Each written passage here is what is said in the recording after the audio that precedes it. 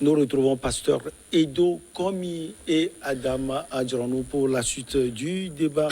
Mali-Guinée, tractation pour la concrétisation de nombreux accords bilatéraux. Adama Adjaranou, on sait que la Guinée n'a pas suivi les sanctions de la CEDEAO contre le Mali et on parle de tractation pour concrétiser de nombreux accords entre les deux pays qui sont des pays frères.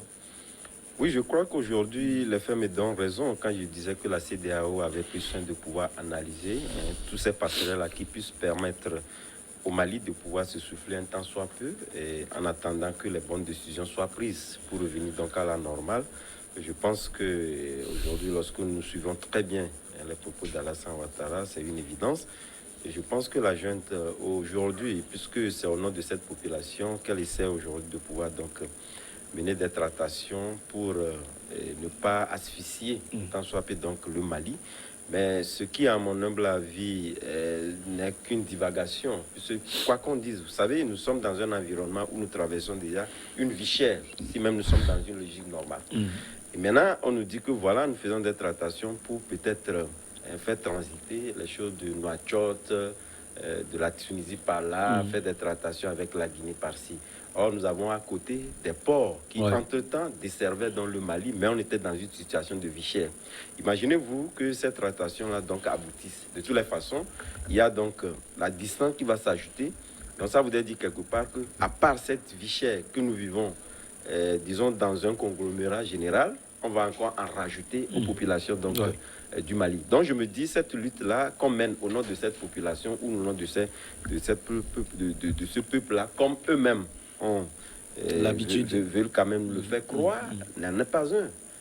Parce que, quelque part, vous savez, cette mobilisation dont on a parlé entre-temps, entre GIF, qui n'en était pas un également, était tributaire également du fait que certains estiment que réellement, dans ces sanctions-là, vont affecter demain le paiement des salaires. Peut être donc une motivation, leur poussant donc de venir donc exprimer, du moins que la CEDEAO puisse réellement donc retrouver la voie normale et donc faire en sorte que le Mali ne puisse pas subir de fond, disons, ces sanctions-là. Mais au-delà de ça, je pense que, quoi qu'on dise, c'est une navigation à vie que la junte est en train de faire, puisque le peuple, comme on le dit souvent, le ventre... Quelle junte? Celle du Mali ou... Non, du Mali. De la Guinée. Du Mali, puisque la junte... les sanctions concernent plus le Mali. Le Mali, puisque la junte en Guinée, bon, elle est, disons, comme je le disais, dans le populisme, et veut se faire toujours entendre par des arguments de bon office envers et contre d'ailleurs même les Maliens. Mais ce qui est important, c'est que demain, lorsque les Maliens vont commencer déjà par subir de plein fouet, disons, l'effet de ces sanctions-là, c'est cette même population-là qui va sortir. Et je pense que si réellement cette junte-là a à cœur les préoccupations des Mali, il faudrait quand même qu'ils prennent les bonnes décisions. Puisque ce qu'on demande, on n'a pas besoin, disons, de grandes choses pour réellement donc fixer un chronogramme respectable et c'est ce qui est le problème. Donc motivés à pouvoir donc lever ces sanctions-là. Ça veut dire quelque part que surtout ces politiciens-là qui accompagnent, disons, ces prises de décisions-là, moi je pense qu'ils ne sont pas dans la bonne logique parce que si on interroge même l'histoire, on n'a jamais vu des gens prendre dans le pouvoir, soit, je l'ai dit, ce sont des régimes totalitaires qu'on veut mettre en place et lorsqu'on dit 5 ans, on fera aussi 10 ans.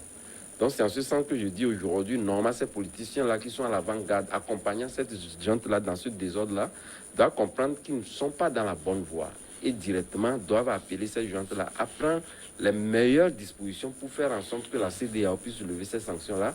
Sans quoi, aujourd'hui, on veut faire des tractations par-ci, par-là. On ne nous a pas dit ce qui en est sorti au niveau du Nouakchott, puisque le président de la Mauritanie. Il fait tout, hein, lui, pour entrer... il a dit, lui, il a même fixé même un délai pour que cette jeune-là organise les élections cette année. Même Alger aussi. Tout le monde. Personne ne peut être complice. Aujourd'hui, lorsque vous soutenez ça, demain, c'est vous-même que cela doit s'abattre. Puisque avec cette vérité, on voit le cas du Burkina, des jouets, etc. Donc ça vous a dit que le Mali, contrairement à ce que le pasteur disait, qui veut être un exemple, veut être un mauvais exemple. Donc, pour perpétuer dans ces coups d'État, je l'ai dit lors d'une analyse, lorsque on interrogeait donc la venue de cette force russe-là, comme Wagner. Donc, et que nous ne devons pas accepter. Aujourd'hui, ceux qui applaudissent demain sont les mêmes qui auront, leurs yeux pour pleurer, parce que nous aurons à la tête de nos États des régimes totalitaires, parce que nous-mêmes, nous avions d'abord prêté le flanc à pouvoir installer, ces gens-là sur nos territoires et qui vont aider à perpétuer dans des coups d'État. Je suis persuadé que cela n'arrivera pas, parce que de toute évidence, les gens sont dans une mauvaise passe et c'est donc de justifier l'injustifiable et de soutenir l'insoutenable. Mais demain, je pense que la raison prendra le dessus et ces politiciens-là retrouveront la bonne voie. Entre la Guinée et le Mali, on peut dire que c'est le grand amour, hein, parce qu'on comprend aujourd'hui la position de la junte militaire en Guinée. Je crois qu'ils ont intérêt. Mon cœur saigne quand j'écoute les intellectuels africains. Pourquoi? Qui se trompent du combat, qui se trompent de cible. Alors, la CEDEAO, la France devient le 16e pays de la CEDEAO. La France vient chercher quoi? Je dis, non, écoutez, mais vous ne pouvez pas être un membre de la communauté de la CEDEAO sans réagir par rapport à ce que la France, à ce qu'un ministre français dise que la France est un membre de la CEDEAO, vous vous taisez. En tout cas, je pleure les Africains. Je pleure les intellectuels africains. Écoutez, je pleure les intellectuels africains par rapport à la situation du Mali, qui ne veulent pas comprendre, ou bien qui feignent de comprendre, ou bien qui ont décidé de fermer les yeux, de fermer leurs oreilles, de fermer leurs sens, les 5 sens, de fermer les 5 sens. Les 5 sens par rapport à la situation du Mali et parler de populisme. Je crois que le Mali, à un certain moment donné, a décidé. Les Maliens savent, de toute façon, la majorité des Maliens savent qu'ils sont en guerre. Ils sont en guerre contre un ennemi.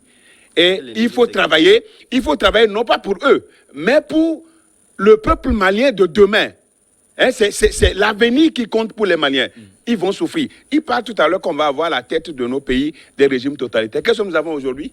À la tête de nos pays, nous avons quoi? Nous avons quoi à la tête de nos pays? Les pays francophones, nous avons quoi comme dirigeants? C'est des totalités, c'est des autocrates, partout dans les pays francophones. Partout dans les pays francophones, nous avons déjà des régimes totalitaires, des régimes totalitaires. C'est pourquoi d'ailleurs, avec ces pays francophones-là qui sont sous la domination, y compris la CEDEAO, qui sont sous la domination de la France, nous estimons que c'est le moment à jamais de faire venir à la tête de nos pays des jeunes, des gens qui sont décidés, des jeunes qui sont militaires comme civils, les militaires, je dis des militaires, non, je dis c'est des dirigeants, c'est des dirigeants. Quand on prenait des militaires assument, des militaires peuvent assumer des fonctions de sécurité, des militants de sécurité dans le pays. Mais ils sont des dirigeants. Ils ne sont pas forcément à la tête, mais ils peuvent assumer. Vous mettez nos lois fondamentales. Ils peuvent assumer. Je n'ai jamais mis, je n'ai jamais mis la loi fondamentale de côté. Je ne demande pas. Je dis nous voulons avoir des jeunes, pas des jeunes forcément militaires. Qui prennent les armes pour. Non, pour des cas exceptionnels. Les armes, ce n'est pas. Les armes achetées par le contribuable. Les armes que nous vendons la France. Des armes que nous vend la France. On a vu le cas de la Côte d'Ivoire, on a vu le cas d'autres pays où la France continue d'occuper. Moi, j'assume, je dis, je suis responsable aujourd'hui et je dis, les tractations entre la Guinée et le Mali, c'est de bonne guerre. Il le faut. Il parlait tout à l'heure de Mauritanie. Les Maliens, de manière générale, savent que le combat qui les oppose aujourd'hui, ce n'est pas avec la CEDEAO, mais vous voyez, l'agitation. Pourquoi? Mais Adam l'a dit, la Mauritanie ne semble pas. Non, il y a pas. La Mauritanie n'a pas toujours donné sa position. C'est vrai que la Mauritanie, l'Algérie n'est pas du tout d'accord. La Mauritanie, au fait, n'a rien gagné en rejoignant la CEDEAO. N'a rien gagné. Pourquoi elle veut? Non, mais quoi? La CEDEAO donne quoi? aujourd'hui, à moins que la Mauritanie la Mauritanie veut avoir un régime totalitaire, il faut s'aligner à la CEDEAO. La CEDEAO rentrer dans la CEDEAO, pourquoi? La CEDEAO qui jusqu'à présent n'a pas encore assumé sa première mission, la libre circulation des personnes et de biens. C'est ça, c'est ce que vous voulez? Maintenant, il veut interrompre les coups d'État. Non, ce n'est pas ce qui est sa mission. Sa mission, c'est de nous permettre de voyager facilement. Il ne le fait pas. Et il va faire le coup d'État. Donc, je n'ai pas encore. Non, il n'a pas encore terminé. Cette tractation, qu'est-ce que ces tractations peuvent apporter, surtout pour le Mali? Non, c'est un pays. Je crois que la Guinée a un port qui va permettre quand même au Mali de pouvoir transiter par la Conakry. Et du coup, ça va donner quand même une bouffée d'oxygène en matière d'économie au Mali. Et je crois que... Le port de Conakry seul peut suffire. Non, s'il ne suffit pas, il y a d'autres ports encore. Il y a d'autres ports. De toutes les façons, ce qui est intéressant, ce que je ne comprends pas, les gens pensent que la fermeture, les sanctions contre le Mali ne pénalisent seulement que le Mali. Ouais, ça, la CEDEAO est peut-être consciente. Oui, non, c'est maintenant. La Côte d'Ivoire, le Sénégal, tous les pays. Oui, ça les pénalise, non? Ouais, bien sûr. Et du coup, quelle sera la suite? Le Mali, aujourd'hui, le Mali a des moyens suffisants pour pouvoir contenir ces sanctions. Jusqu'à ce qu'un jour, la CEDEAO même va alléger sa position. La CEDEAO va certainement alléger sa position. Sinon, moi, je ne vois pas la junte même, les autorités maliennes faire un pas. Moi, je ne le souhaite pas. Il faut rester dans leur position pour que même à Paris, pour que la France même sache qu'ils ont en face des gens qui veulent incarner une nouvelle génération de dirigeants en Afrique. Et moi, je les soutiens. Cet angle de passeur et de commis m'intéresse. Est-ce que le Mali a les capacités de pouvoir résister? Le Mali, sur 100% de ces sanctions-là, n'a pas 10% de capacité. Non, regardez. Même en un mois. Comment on peut minimiser comme ça? C'est inadmissible. Non. Les réalités, vous ignorez les réalités. Le Mali était déjà préparé à ces sanctions. Avec des moyens suffisants qu'ils ont. Moi, je suis avec les Maliens, quelques sommités de Maliens avec qui je discute sur la situation. C'est facile lorsque vous n'êtes pas en lieu et place dans de ces Maliens-là qui vont donc en souffrir. C'est facile lorsqu'on est en extérieur parce que nous avons le carburant dans nos voitures que nous circulons librement. Et il faut aller les soutenir. Il faut soutenir les Maliens. Nous pouvons également aller boire nos bières comme nous voulons, etc. Je n'en bois pas du tout, d'ailleurs, moi. C'est facile donc de pouvoir tenir ces arguments. Donc, vous voyez, je le dis, le Mali n'a pas 10%.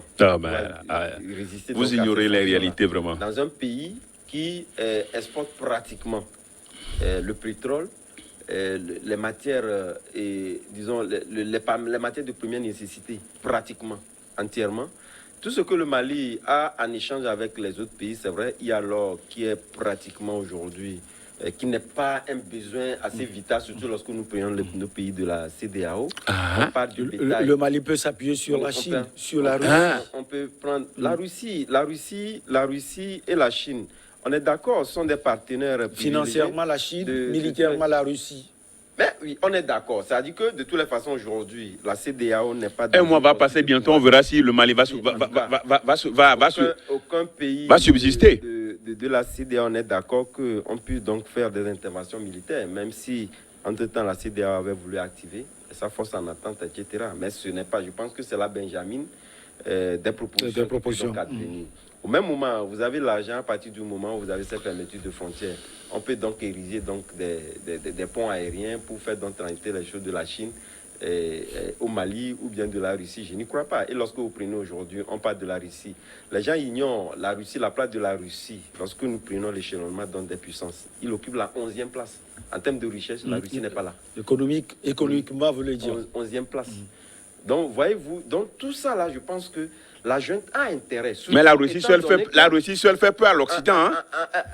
La Russie seule fait peur à l'Occident. Peut-être militairement. Elle fait peur.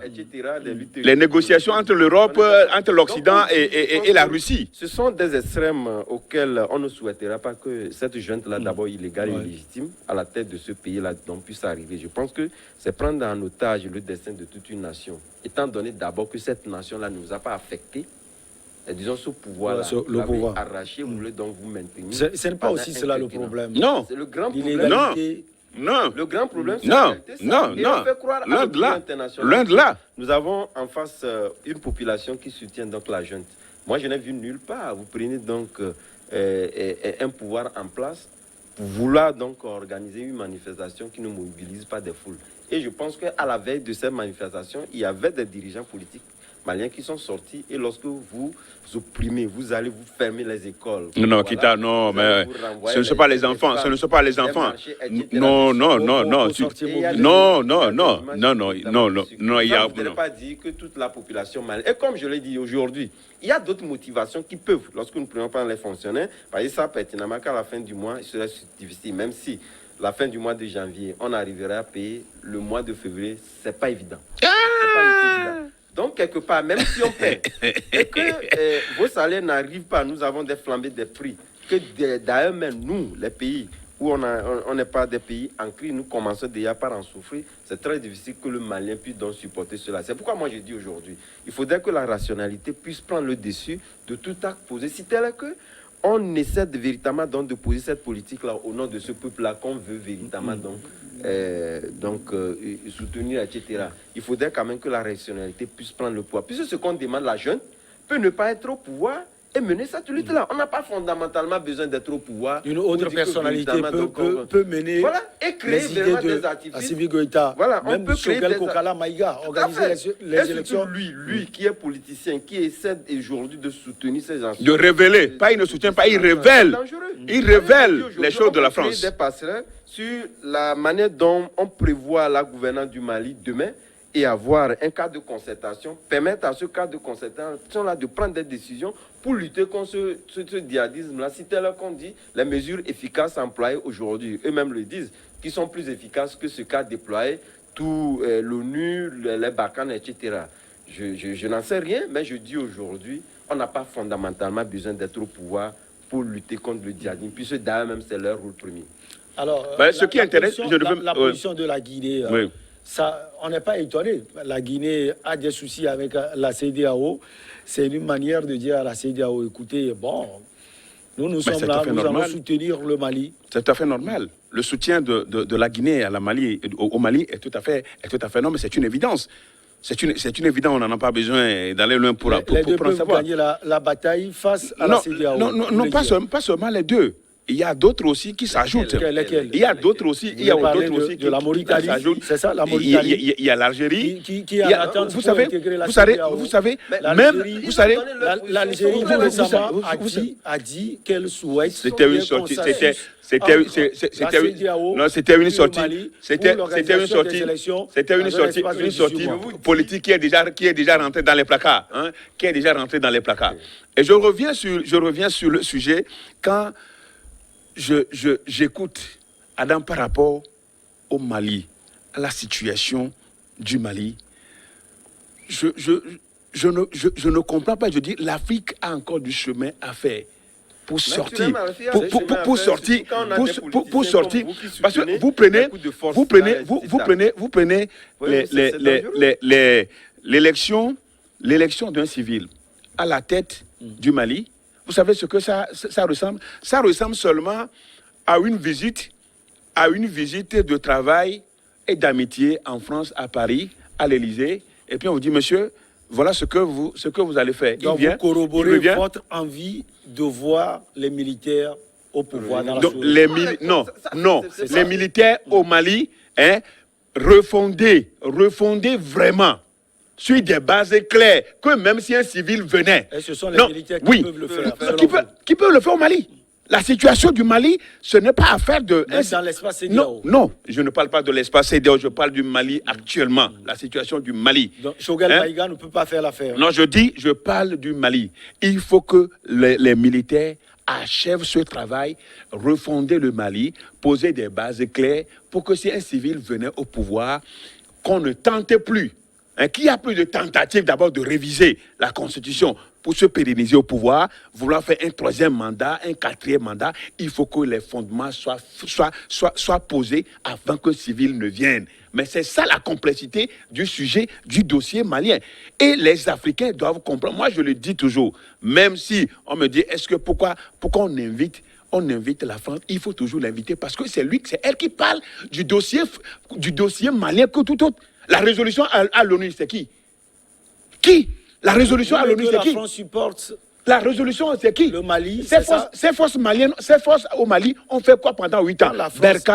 Barkhane, et puis ainsi de suite. La France apporte son soutien à la CEDEAO, les États-Unis également, l'Union européenne apporte son soutien à la CEDEAO. Je suis d'accord. Je suis d'accord. Vous savez pourquoi les États-Unis le font? Les États-Unis le font pour que la France puisse les soutenir dans l'affaire entre Russie et l'Ukraine. On en a besoin. La Chine le fait également pour d'autres raisons. La Chine et la Russie le font parce qu'on estime que la France en fait de trop. La France en fait de trop. Même aujourd'hui, un simple citoyen de l'Afrique, un citoyen lambda africain, c'est que la France, c'est ça notre problème de tous les jours. Et elle veut devenir un pays, ou bien elle devient un pays de la CEDEAO, c'est anormal. Nous ne devons pas supporter cela. Et à cause de la France, je suis toujours debout du côté des Maliens. J'ai l'impression que sur les réseaux sociaux et partout, on mélange les débats. On mélange les débats parce que quand on veut parler de l'impérialisme, de la colonisation et des effets peut-être pervers de la colonisation sur l'Afrique, on peut comprendre la position peut-être d'Assimi Goïta. Mais là, c'est un sujet qui porte sur la durée, une durée de transition. Et la CEDEAO n'est pas contente des 5 ans ou 4 ans de la junte militaire au pouvoir. Parce que la France n'est pas contente. Vous avez vu toutes les difficultés qu'a eu le passeur aujourd'hui de pouvoir donc argumenter. Aucune difficulté. Il a commencé aucune difficulté. En le connaissant, il bégayait. Aucune difficulté. Je n'ai pas bégayé. Ce que vous avez dit, c'est intéressant. J'ai toujours dit, vous savez, on ne va pas refaire l'histoire. De toutes les façons, aujourd'hui, si nous voulons rendre... La France est toujours dans l'histoire. Ou pratiquement reprendre tous les effets nuisibles que l'Afrique a subis depuis, disons, sous ces 300 milliers d'années que nous avions connues, le temps de chicote, de l'esclavage, etc., pour aujourd'hui, retrouver donc un certain nombre de solutions pratiquement tenues des proportions assez radicales contre une puissance colonisatrice soit-elle, je ne pense pas que cela nous sortira d'affaire, quoi qu'on dise. Mais ce qui est important, de mon point de vue, et qui contredit radicalement donc la position qu'essaie aujourd'hui d'avancer le passé en estimant que voilà, cette junte-là est dans une position donc, de refonder donc, les institutions. Vous avez vu le premier coup d'État survenu, donc je pense le 20 août 2020. Vous avez vu, on a mis en place une stratégie où nous avions un président de la République qui était d'armée militaire. On a créé même une vice-présidence qu'Assimi Goïta occupait et qui était donc un couple qui devait donc amener le Mali ou cette transition-là à bon port en essayant véritablement donc de recadrer le débat pour éviter les erreurs commises par le passé. Parce que vous savez, lorsqu'on prend aujourd'hui cette gouvernance... Sauf que Bandao, les analyses étaient accrochées à la France. Trop accroché. C'est ce qui a hérité Assimi Goïta. De toute évidence, vous savez, le positionnement d'un président où on confie la destinée d'un pays, et c'est surtout lorsque nous prenons nos pays où nous n'avons pas suffisamment de moyens, il faudrait fondamentalement, si Assimi Goïta se tourne vers la Russie, c'est justement parce qu'il y a une insuffisance en ce qui concerne la gestion aussi bien financière que politique et également militaire du pays. Et ça, il appartient à celui à qui on donne la destinée de trouver ou de s'orienter vers là où se trouvent donc les intérêts. Pas un dupe. Aujourd'hui, ça c'est un dupe. La France, c'est dupe. Ça divise l'opinion. Ça, bon, c'est vous qui le dites, mais de toutes les façons, il a les intérêts qu'il nourrit, qu'il oriente à pouvoir donc se tourner vers la France. Et au regard des apports de la France jusqu'au jour d'aujourd'hui, qui a perdu pratiquement... Pour pérenniser la misère des Maliens. De ces hommes sur le théâtre malien. Mais au même moment, on n'en est pas arrivé. Donc je pense que quel que soit les clivages, si tel qu'on a le sens de pouvoir véritablement lutter pour cette population-là, on peut à un moment donné taire cette divergence-là et voir l'intérêt supérieur de la nation. Ce qui n'avait pas prévalu. Entre-temps, donc, Assimi Goïta a perpétré encore un second coup d'État. Et lorsqu'au prince ces péripéties, on parle de refondation. Il a fait en lui seul, après qu'il ait donc occupé la tête du pays, presque trois assises. Et demain, vous filez, aujourd'hui, c'est la refondation. Demain, on vous parlera de la restructuration. Demain, on vous parlera de la et la dernière assise, même une centaine de partis politiques. Voilà. Et demain, il y aura toujours quelque chose à dire. Qu'elle n'a pas participé aux assises. Pour pérenniser son règne. Donc, Assimi Goïta est dans une logique de pouvoir donc s'éterniser au pouvoir. Et là, si on lui donne les passerelles à pouvoir faire ce quinquennat-là, je vous dis, vous aurez quelqu'un qui fera 10 ans. Et ça, malheureusement, on lui a donné les armes qu'il faut pour le faire et lui-même s'est trouvé donc reconforter ces armes-là. Vous voulez dire que la CEDEAO avait failli, la CEDEAO devait sanctionner lors du deuxième coup d'État. C'est ce que vous voulez dire? Naturellement. Et donc, la CEDEAO avait failli. Et ça, je pense que personne ne le dira assez. La CEDEAO même a reconnu qu'elle n'avait pas été intransigeante lors de même du premier coup d'État. Il fallait même aller plus loin. Ce poste de vice-président-là, on n'en avait pas besoin. Et donc permettre à ce que les civils réellement donc prennent le pouvoir. Mais bon, il y a ce problème de souveraineté du pays qui revient très souvent. Eux-mêmes mettent les artifices. Et lorsque nous prenons des politiciens comme Suguel Maïga et avec l'imam Diko, qui était donc à l'avant-garde, qui estimait qu'on voit... Lui, on ne l'écoute plus. Aujourd'hui, non, il a même une position assez versatile. Non, il a condamné les sanctions. Et ça a été clair. Il a condamné les sanctions claires de la CEDEAO. Mais qui avait appelé... Non, mais après les sanctions. Non, je parle juste après des sanctions. Il avait parlé avant les sanctions. C'est pour dire quelque part qu'aujourd'hui, cette junte-là est dans une logique que le peuple malien ne comprend pas actuellement. Et là, la CEDEAO, je l'ai dit, là où la CEDEAO a perdu la face, il doit rebâtir encore cette notoriété dans ce théâtre-là. Elle n'en a même pas une. Il ne doit pas quand même lever d'un seul iota ces sanctions-là jusqu'à ce que la junte-là puisse donc s'exécuter. Elle n'en a même pas une. La CEDEAO n'en a plus. La CEDEAO n'a plus une certaine autorité. Elle n'en a plus une. Aujourd'hui pour défier la CEDEAO. Oui, mais si l'objectif est d'arriver à défier la CEDEAO, je suis partant. Si l'objectif, c'est de défier la CEDEAO, je suis partant. Parce que moi, la CEDEAO ne m'a rien apporté de bon depuis que je suis né dans cet espace. Il n'y a rien de bon parce que je m'énerve quand je voyage par terre dans les autres fois. Je m'énerve. J'ai failli même un jour, c'est comme ça, j'ai fait aux militaires à la frontière et après je suis venu voir l'ambassade du Ghana au Togo pour dire que là, c'est inadmissible. Donc, c'est des choses qui m'écœurent quand je voyais dans l'espace de la CEDEAO ce que je vois. Et la CEDEAO qui aujourd'hui muscle, on le voit, qui est en train de se muscler contre le coup d'État, la CEDEAO n'a plus une image. Maintenant, la Guinée et le Mali, je crois, il faut, tout ce que moi je souhaitais, c'est que d'autres pays aussi puissent emboîter le pas, puissent emboîter et se désolidariser de ces décisions, de ces sanctions qui ont été prises à Accra contre le Mali, tout en permettant aujourd'hui, pour nous c'est une lueur d'espoir. Des milliers d'Africains aujourd'hui, quand vous les interviewez, vous les interrogez, ils ne sont pas d'accord sur ce que la CEDEAO est en train de faire parce que l'enjeu du dossier malien n'est pas avec la CEDEAO. L'enjeu du dossier malien n'est pas avec la CEDEAO. Je ne continue pas à le dire. Et tous les Africains sont unanimes que l'enjeu, ce n'est pas la CEDEAO et le Mali, mais c'est Mali, CEDEAO, France et autres. Et ça, on va continuer par le dire. Et la France même est consciente. Et puisqu'on va toujours parler du Mali, on va marquer la pause pour le journal.